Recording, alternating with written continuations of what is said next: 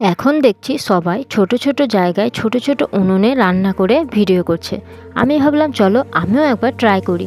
তাই দেখো আমিও ছোট্ট একটা কড়াই কিনে নিয়েছিলাম আর ছোট ছোট লুচি করে বানানো শুরু করেছিলাম। আরও কি বানাই চলো দেখতে থাকো।